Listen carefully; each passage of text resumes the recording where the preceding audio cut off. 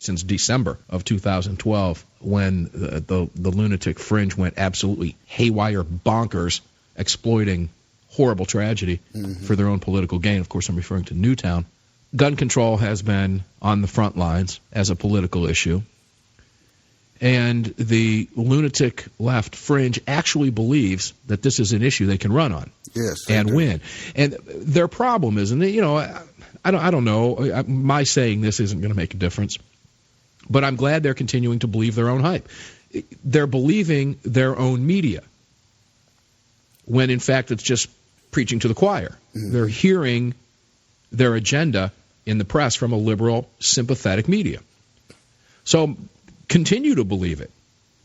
Watch what happens to Bloomberg's $50 million. Yes.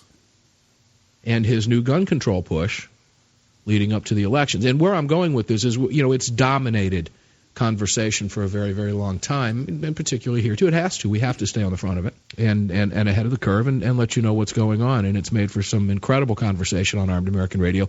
But I love to get back to this. Self-defense and the reason we fight for our Second Amendment freedoms. And nobody knows self-defense better than my next guest, Massad Ayoob. Massad, always a pleasure to have you here, my friend. Thank you for joining us. Hey, Mark. Hey, Sean. Good to be back. We've had some fun times with you on the program. It is true. We've had some classic moments with the beer mug in Pennsylvania and, the getting mugged and all that. We actually should have played that clip tonight. It would have been great. Yeah, they'll never remember me for helping win trials. It'll always be beer.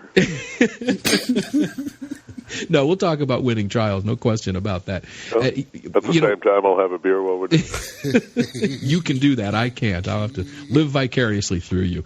Let's talk about trials, Massad. You wrote a small book called In the Gravest Extreme. Can you paraphrase it for us and let us know what it's about? Well, essentially, up until then, there had been lots of books going back to the 19th century on how to win a gunfight. There had been absolutely nothing about the rules of engagement under the law for armed citizens. And when I was a young kid, 12 years old, carrying a gun in my dad's jewelry store, I remember thinking, when I was talking to the chief of police and the judge and, the lawyers who were his customers and picking their brains on that stuff, and probably the only 12-year-old kid hanging out at the state legal library, I remember thinking somebody ought to write a book about this. And darn it, when I grow up, if nobody's written a book about it, I will. Well, nobody had, so I did. And it changed everything. Sure did for me. It wound up being a career. Well, it changed everything for those of us who read the book many years ago. And it brought to light, really, Massad, something that people really never talked about that much, didn't it? Well, folks, figured life would be a cowboy movie. The bad guy would have a black hat. Everybody could see your white hat that marked you as the good guy. You would shoot him down in the dust at high noon and ride off into the sunset with no repercussions. And sports fans, that just ain't how it works in modern-day America. No, it doesn't. And we find that out every single day. And a lot has changed since then. And, of course, you penned the book in 1980. In 1987, Florida pioneered what we currently, I guess it's fair to say it this way. If I'm wrong, please correct me. But Florida pioneered the modern concealed carry movement in the form of the permitting system that we see. Really, everything else kind of based itself, kind of rolled after that in 1987. Is my assessment right, Massad?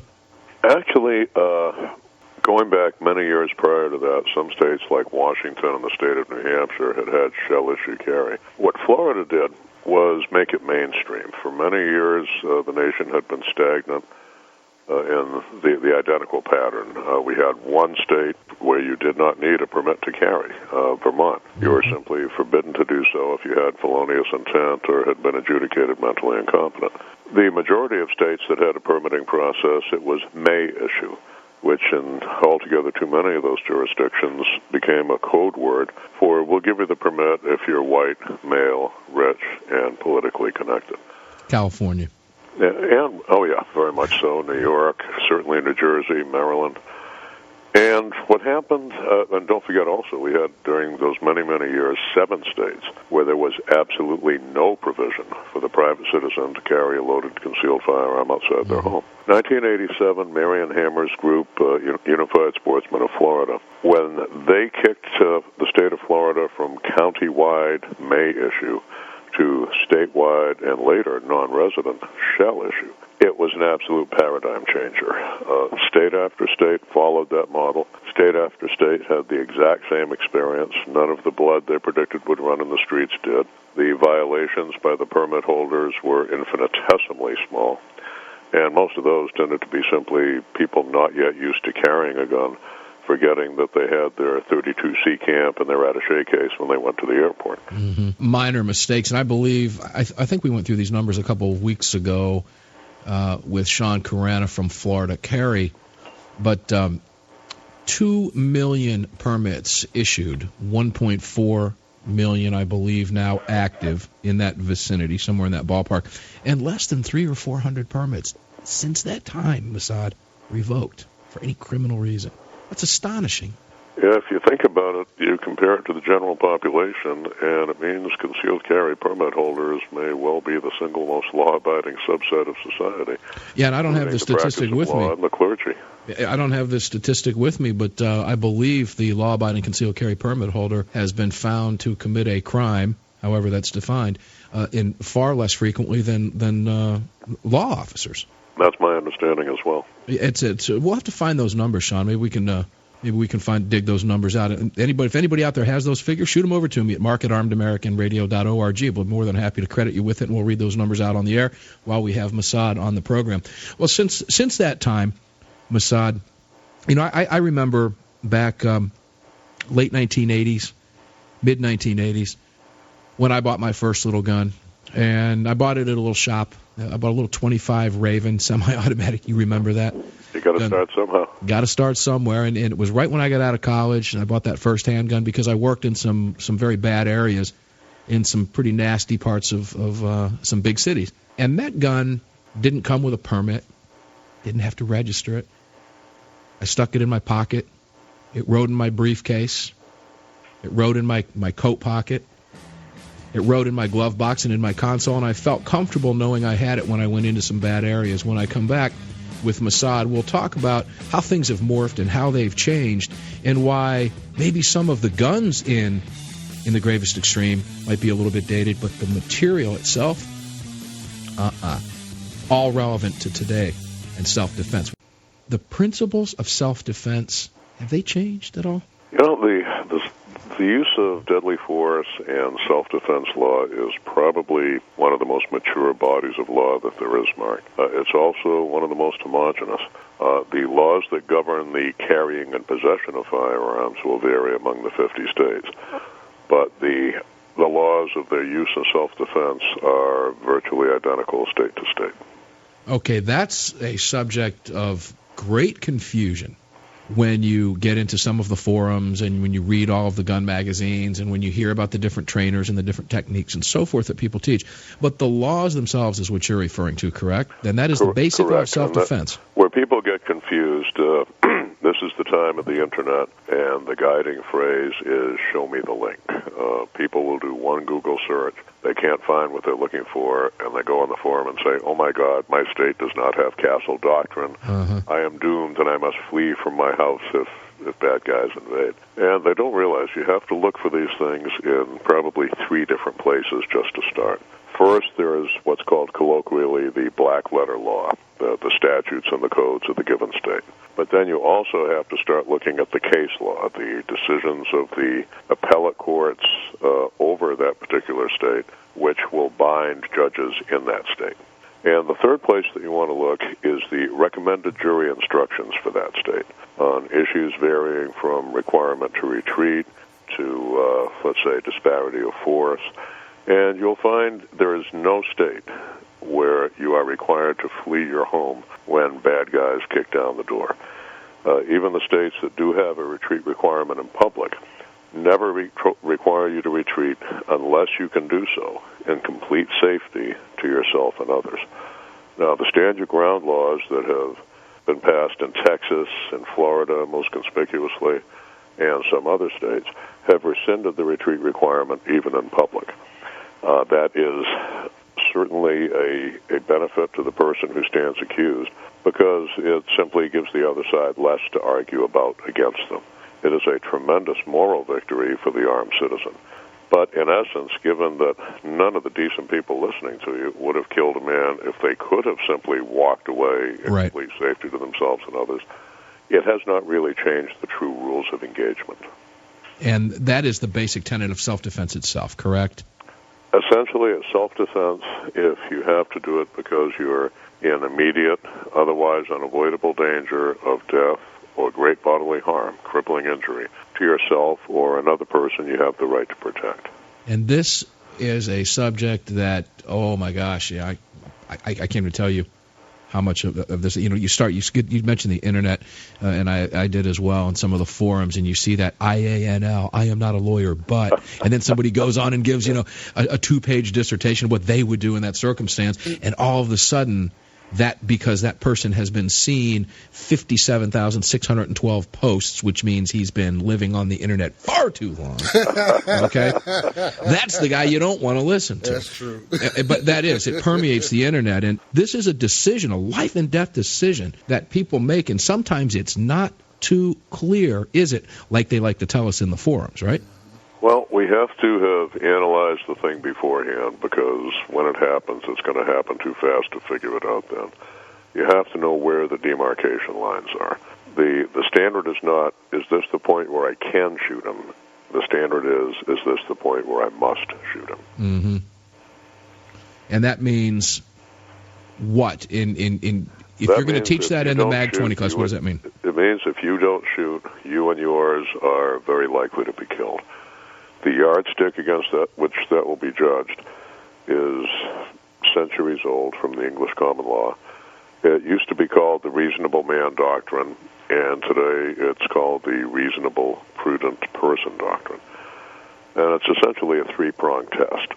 It says, what would a reasonable, prudent person have done in the same situation, knowing what you, the defendant, knew? So prong 1, what would you do if you're prudent and reasonable? You're a logical, cautious individual, not some bloodthirsty vigilante. Number 2, in the exact same situation, not some fantasy that opposing counsel dreamed up to inflame a mob to lynch you, but what the facts and evidence, what the testimony and evidence show was the actual situation you were facing when that gun came out and when you had to pull the trigger. And finally, knowing what you, the defendant, knew. There has been, we have generations now, Mark, as you know better than anyone, of the giant media blitz and politician blitz that has demonized gun owners and utterly falsified the concepts of self-defense that all of us work under. They've convinced a large part of the nation that the stand your ground law means racist white people can shoot black first. People, the shoot first law, yeah. All they have to do is utter the magic words, I was in fear of my life, and they will get away with it. And of course, anyone who lives in the courts knows that it's just the opposite. One thing you'll notice in the, the best statistical study I've seen of the Stand Your Ground hearings in Florida since the 77612 series came into the Florida statutes was done by the Tampa Bay Times. They followed every single case in the state of Florida where the Stand Your Ground hearing has been invoked. And they found, among other things, a slightly higher percentage of African-American defendants were released and cleared under Stand Your Ground than were Caucasian. I read that series just yesterday in preparation for my conversation with you, and that's absolutely correct. This segment of Armed American Radio is being brought to you by the Gun Owners of America, America's no-compromise gun lobby. Become a member today. Visit gunowners.org. Join them, folks. I did. Welcome back. Welcome back indeed. And make sure to also check out our great friends at armsroom.com. Armsroom.com. I have their scout package, AR-15. Absolutely phenomenal. I'll be picking up one of the AR-15 pistols in the next few days, and I'll let you know how that bad boy shoots. AR-15 pistol. Baby. To have one of those. Everybody's got to have one of those. That just sounds nice. Yeah, I have one now, and I love it, and I'm really looking forward to comparing with what I currently have. So I'll let you know as soon as I get there. But you can visit them at armsroom.com. Listen, they help support us. Orlando, 660, they're down in your neck of the woods. If you can make it into the shop, by all means, please do. Anybody else in the country, visit armsroom.com. It's folks like that get this radio show into wherever it is you are listening, into whatever means you're picking us up from coast to coast. Welcome back to the program. I'm joined by Massad Ayoob, good friend of mine, means he's a really good friend of yours. Massad, welcome back. It is good to be back. All right, let's talk some specific. Let's. This is kind of fun. People like to hear this. Ladies and gentlemen, if you carry a firearm for self-defense, these are things you need to hear. And I can't think of anybody better than to bounce these real-life scenarios off of than Massad Ayoob and let you get the benefit of listening literally to the response from the godfather of self-defense himself. Massad, you're familiar with the terrible story down in Houston, Texas, of the man who shot the boyfriend of his daughter. Yes. In the middle of the night. A terrible story, terrible, awful, god-awful story, particularly those of us with kids. My gosh, can't imagine that. There are now calls for, from the victim's family to charge the daughter and so forth. This is a situation, though, that applies with Castle Doctrine law, and you mentioned it before the break, and that was what you know at the time, correct? Can you walk us through this case and give us your perspective on this so we can kind of put ourselves in that scenario? Essentially, as I understand it, the man in question hears alarming sounds coming from his teenage daughter's bedroom, arms himself, opens the door, and finds his daughter in bed with a young man. He asks, "Who is this?" or words to that effect.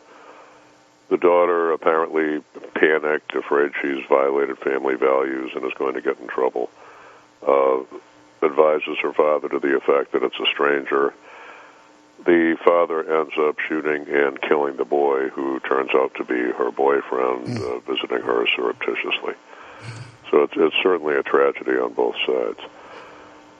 Basically, under the standard of what would a reasonable and prudent person have done in that situation, knowing what he knew, if he believed his daughter was in deadly danger from a rapist in the act of rape in and of itself penetrates the body, threatens the individual, and does warrant a deadly force response, either by them or on their behalf, if tactics seem to indicate.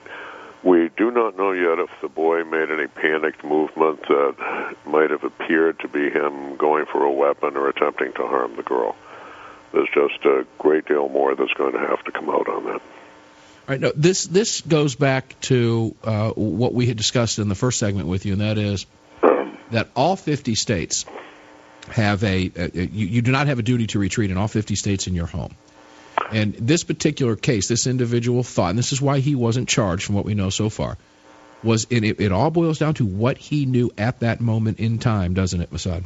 It does. Now, there are some details there, and there are some exceptions to Castle Doctrine. An invited guest in the home does actually share the Castle Doctrine, right. And therefore one resident or invited guest in the home against another, the rights of the one essentially balance and cancel the rights of the other in that respect.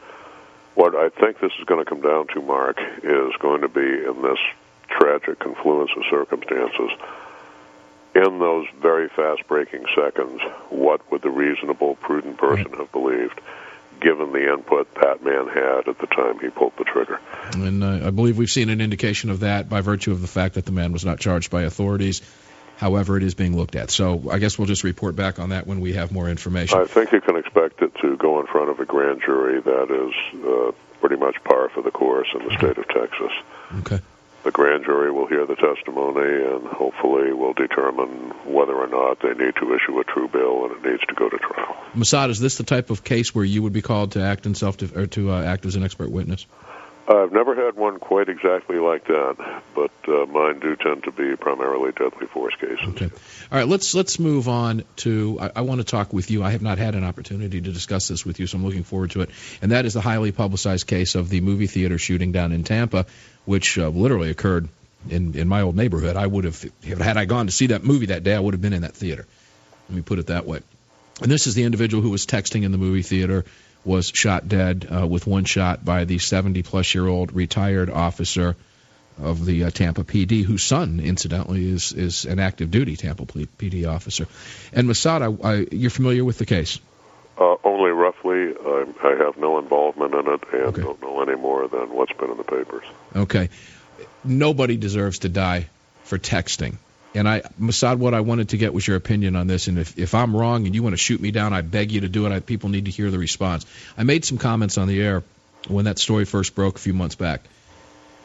And I was not blaming the victim. However, we propose on this program to avoid conflict at all cost. If always, you do not know who's around you. Is that a true statement, Massad? It is. It is. Part of what the law requires of all of us is what's called the mantle of innocence. For us to be justified in using force and self-defense on another, we cannot have provoked it. We cannot have kept the ball rolling when it might have lay within our power to just break things off and end the conflict earlier. Here's what I'm talking to people about relative to avoiding conflict. Armed, unarmed, it makes no difference. In today's day and age, you just don't know who is around you. And I made some comments about, had this young man removed himself from that theater to text and not texted in that theater, my bet was that he would be alive today. And I'm not blaming the victim. Nobody deserves to die for texting in the movie theater. However, am I wrong in asserting that this, you've got to use your head here in today's environment, being that you just do not know who's around you, to avoid conflict if it's at all possible? And in this case, it seems to me it was possible. Well, common sense and logic and reason and prudence tell us don't do things we know will provoke others. Now, in that case, Mark, the comments that you made were months ago when only one side of the story had been told. Right. The public was led to believe he was shot for texting and for throwing popcorn at the old gentleman.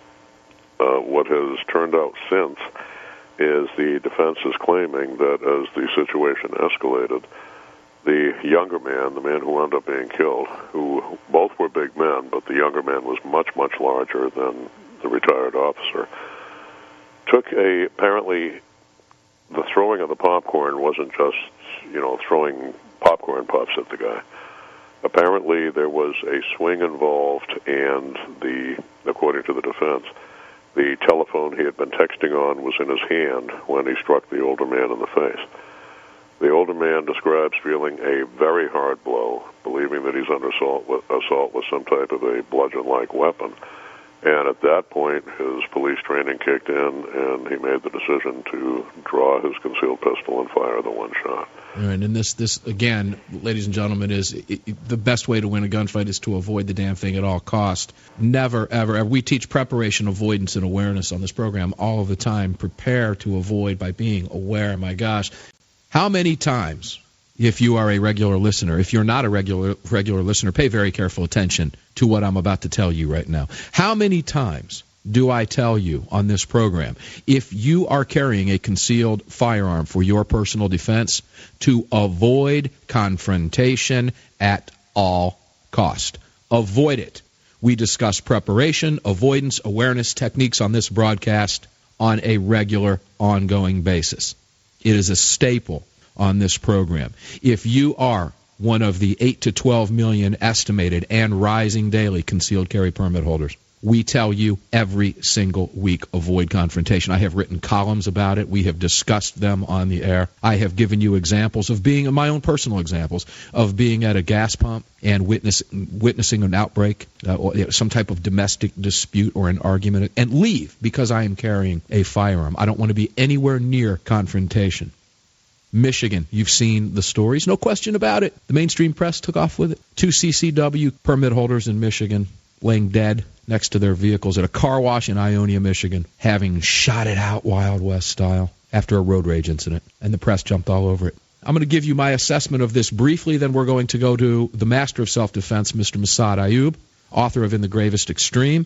Too many books to mention by name. We'd have to spend the full half hour going over the list of material he has written. Too many magazine columns, and one of the greatest self-defense experts and trainers in America and the world. Here's my quick assessment. Both of these men acted stupidly. This was a road rage incident. One of the individuals was the perpetrator, no doubt. We don't know what the other driver did to upset him, but it doesn't make any difference. It doesn't make a difference. It doesn't matter. He cut him off. Woohoo. The other driver pulled off the road. Should have never pulled off the road. Should have been on the phone with 911, giving directions to the vehicle as it continued to move. He pulled off, exited the vehicle. The other individual got out and started shooting first. It doesn't matter. It should have never happened. Both of these men, as permit holders, should have known better. Period. Let's go to Massad Ayoob. Massad, am I wrong in my assessment of my description of these men? You might be a little premature. Tell me, please. Until we get more details, it's going to be difficult to assess blame and quantify stupidity. What we're seeing now, the initial reports from the police in Ionia, from Ron Schaefer, the prosecutor in Ionia County, is that Mr. Taylor, the older of the two men, the one who followed the other in, would appear to have been the instigator. He had, according to the eyewitness testimony, which comes from the other deceased, the mother and the wife of Mr. Pullman, Mr. Taylor apparently followed Mr. Pullman into the car wash. It is not clear to me from the conflicting reports whether he pulled into the car wash to get away from the car that was tailgating him, or if he had been on his way to the car wash anyway and thought the other vehicle would simply keep on going. We know that, according to the eyewitnesses, Taylor was the first to exit the vehicle, the man who followed the other in. The mom described it as the guy had yelled something at Mr. Pullum. Pullum said something to the effect of, "What are you doing?" or "What do you want?" And at that time, Mr. Taylor drew a gun and opened fire. He shot and wounded Mr. Pullum. Pullum dives into his car, grabs a 9mm, and as he's diving into the vehicle, is shot again. A total of 5 shots are fired by Mr. Taylor, the man in the second car, with his .22. Mr. Pullum apparently returned fire with 5 shots from his 9mm, and in moments both of them were on the ground dying. The initial testimony, the weight of it would indicate that we had one idiot and one man attempting to defend himself, his mother, and his wife. At the same time, we have to consider that eyewitness testimony is coming from a grieving mom and a grieving wife. Right. And the investigation needs to be completed. Let me play a little bit of devil's advocate here. Toxicology screen back on either man. I want to paint the road rage picture for everybody who may not have experienced. I think we've all experienced some form of road rage, Massad, at some point on the road, or at least we've witnessed it, if we've not been a victim of it. When you're being tailgated like this, and I want to get some advice from you for listeners, if you're being tailgated like this and you are carrying a firearm, should he have even pulled that car off the side of the road? Even if he was attempting to allow the other driver to go by, we know that maybe the other driver may have seen that as instigating, hey, pull over, come on, come get me. The other driver doesn't know what's in that first driver's head.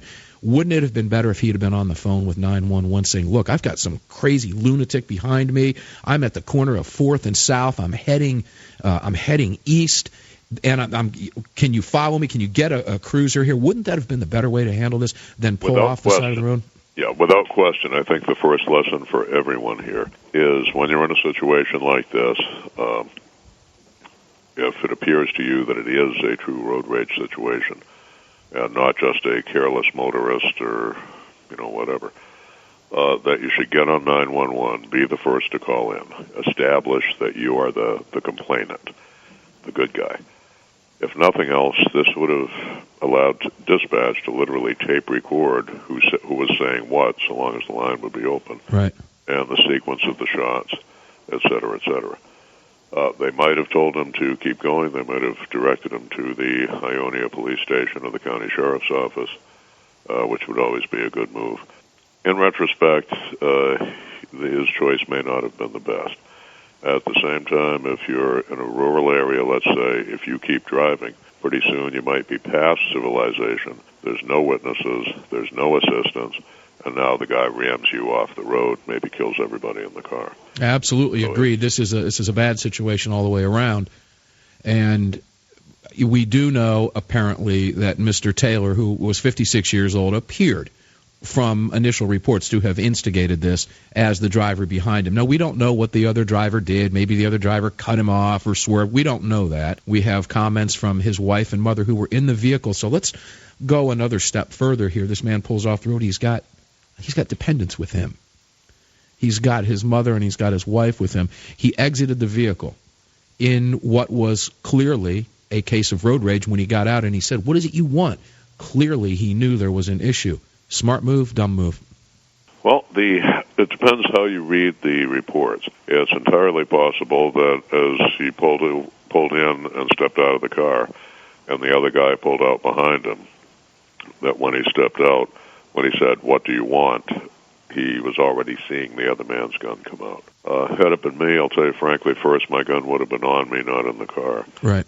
Second, had it been in the glove box, I would have put it discreetly in the waistband and had it with me so I could engage from there. The actual advantage of getting out of the car is if the guy does open fire in your direction, you can move laterally, and if nothing else, draw the gunfire away from your loved ones. It's clear that he did not get out intending to get in a gunfight from the very fact that he left his gun in the vehicle.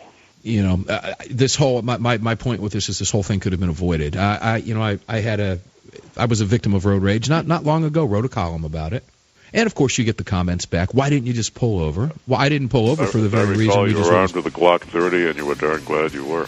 And we are talking with one of the greatest firearms experts, trainers, self-defense masters, authors in the world. Massad, I guess we can say this kind of would end the caliber debate, wouldn't it? We had a 22 and a 9mm, and if I ever hear anybody say, "And where do you got that 22 pea shooter?" Ask Mr. Pullman how effective the 22 was, and anybody that says self-defense starts with a 4 and ends with a 5, ask Mr. Taylor about the 9mm. And I don't mean to demean what happened here, but this is part of the discussion that we have to have. Yeah, the autopsy reports have not yet been released. Indications are that Mr. Pullman was shot at least once outside the car, and at least twice as he was going in to retrieve his 9mm. 5 shots were fired total by Mr. Taylor with the 22. Pullman was struck twice in the chest, once in the arm. He was still able, with those wounds, to retrieve his 9mm. Severely wounded, he fired 5 shots and managed a 20% hit potential. He hit the opponent once. That one bullet struck Taylor in the chest and apparently did neutralize him. My initial response was, thanks a lot, guys. You just gave the mainstream media all the ammunition that they wanted.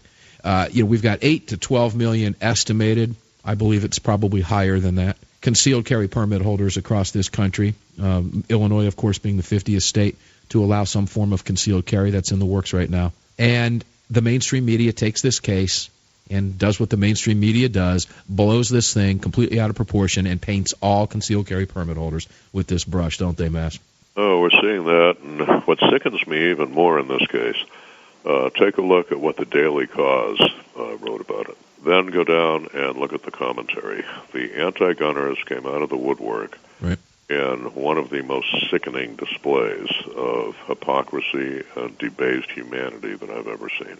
Can you give us one of the comments without a satellite radio moment? Oh, my God. You will see literally people saying, ROFL, I love it. Okay, you're rolling on the floor laughing because 2 men are dead and 2 families are bereaved. Saying, oh, it's wonderful. If they'd only all shoot each other, there would be moonbeams and butterflies and life would be good. Yeah. And these are the people who say they want to save the children and preserve life. It's literally sickening. Yeah, this is the tolerant left you're referring to that we have so much fun with every week on the show. Typical readers of Daily Cause. Right. It's nothing but hate speech. I wouldn't waste my time. But I have got to go back to this again, and I've got to use this as a teaching moment, and there's nobody better than you to do this. Let's educate people. And I know that there are a lot of different circumstances here, but in the short time that we have with you, let's take a typical case. You're driving down the road, and I'll use me as an example. It happened to me. I wrote a column about it. I was driving down the road. I had my son in the vehicle with me. I had the top down on my car when I had the typical road rage maniac come up behind me. right up on my tail, hands flailing, what am I doing? This guy owns the road type thing. I'm on a fairly rural stretch of road. There wasn't nowhere to pull over. I was armed, and I wasn't about to pull over and give this guy an invitation. Lead us through some of the measures that you would teach to people who find themselves in that situation and they are lawfully armed. Okay, first, follow Colonel Cooper's advice of living in condition yellow, the relaxed awareness where you know where you are and you know what's going on around you. At any given time, something could happen, and if we've gone autopilot driving on an unfamiliar rural road and we call 911, we're fortunate enough to make a connection, and they say, where are you? And you say, well, I'm on a dirt road somewhere in northern Iowa. That's probably not going to help. It would not be a bad idea to have a GPS that you can glance at, or simply get in the habit of memorizing the names of the roads you're on, the cross streets, the mile markers, so you can more quickly identify your location to the authorities. Stay on the line when you've made the call. That puts you one relay away through the dispatcher from direct communication with responding officers to keep them up to speed. Remember, dispatch is also recording, and that could literally be a lifesaver in court if this escalates to where the other man forces you to use a serious degree of force in self-defense or defense of your loved ones. Remember, the vehicle itself is a weapon that generates far more foot-pounds of energy than any handgun that any of us can carry. If worse comes to worse, ramming the guy off the road may be the safest bet. If he pulls abreast to you and is pointing a gun at you through the window or something like that. If you have someone else in the car, first you really hope it's not someone who's going to get hysterical during a situation like this. But let them take care of the communications while you've got both hands on the wheel, because it's very highly likely there's going to be some emergency driving involved in the next few minutes. And when you start taking evasive action or hard braking, things start getting tricky. If the cell phone flies out of your hand at that point, you've lost communication. Essentially, that's the basics. You certainly do want to be able to access a firearm if you need to. We are never going to know whether Mr. Pullum saved the life of his wife and mother. They were witnesses to, if he had just stood there and had no recourse, they would have been witnesses to a murder. And you have to ask yourself if a man who would do that would leave those two eyewitnesses alive. No question about it, and a great, and absolutely a great comment, ladies and gentlemen. Learn from the best. Look him up on Amazon. Google his name. Read everything he's written, and take advantage of the great wealth of information you just heard. As we all know, the Second Amendment is under attack. It's 2014. That's right, election year. And as a gun owner, I like to keep up with all the political news surrounding the Second Amendment. And the way I do that, irfnews.com. irfnews.com is a new concept in news gathering. One place, one stop, see what they're talking about, see what's going on, and protect the Second Amendment. Quite simple, irfnews.com. And remember, the Second Amendment is not debatable. All right, Massad, before we change the subject here, were there any other cases that out there that you think people can benefit from hearing about, those who have made a decision to carry a firearm or maybe considering it? In the short time we have left, let me just carry on for one moment with the last one we discussed. Please. The shooting in the Tampa theater was made out at first to be crazy old man kills poor young man for texting. Then it came out that it had been an argument that, let's say, there was some anger expressed on both sides. Finally, it's been alleged by the defense that the younger, stronger man actually did the first attack, not merely throwing popcorn, but striking the old man in the face with a hard object, which some would construe as assault with a deadly weapon, to wit, a bludgeon. In the state of Florida, physical assault and battery on anyone 65 or over is a felony in and of itself. It happens in the dark. We don't know the exact layout. My understanding was that the man who was shot was in the row in front of the man who fired. Correct. Which means he would have been backlit by the screen, and it would have been very difficult for the person in front of him to see what was in his hand, especially after being struck in the head with a hard object, if that is indeed the case. So there are two sides to that, but let's for just a moment, because we have all these people saying, oh my God, that came because concealed carry allows crazy old man to have a gun with them in the perfect safety of a movie theater where they don't need it. Let's just transpose that.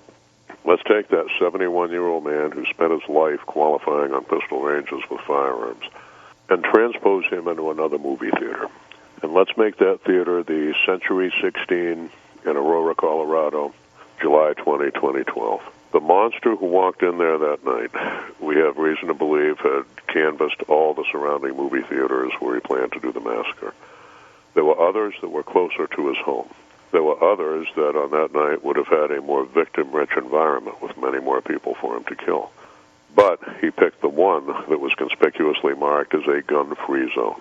What some of us consider to, I don't know about you, when I see gun-free zone, I see a sign that says hunting preserve for psychopathic mass killers.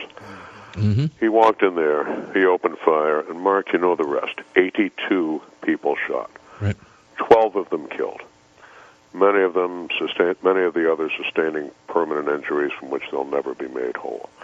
Suppose there had been a 71-year-old man in there who could have stood up, drawn his pistol, fired one shot, and put it dead center where it needed to go as soon as that man started shooting. Society needs to consider that when they excoriate the armed citizen and follow their politically correct BS agenda of unilateral disarmament. And Massad, I think you're absolutely correct. And you know what? Society is seeing that. You know who's not? It's the elitists. It's the media that continues to feed us this garbage. And I couldn't have been more pleased than a couple years ago in Michigan, and a 10-year study was done after concealed carry passed in Michigan. And a couple of the bleeding hearts came out and said, you know what? We were wrong. This law has worked.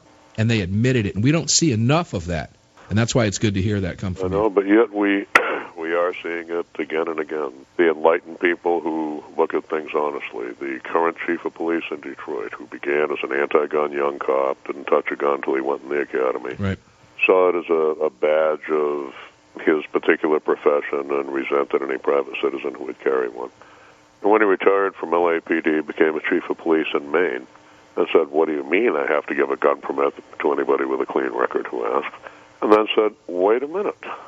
I'm not seeing crimes being committed by these people, and I'm seeing a hell of a lot less crime being committed against them and the other citizens by the criminal element.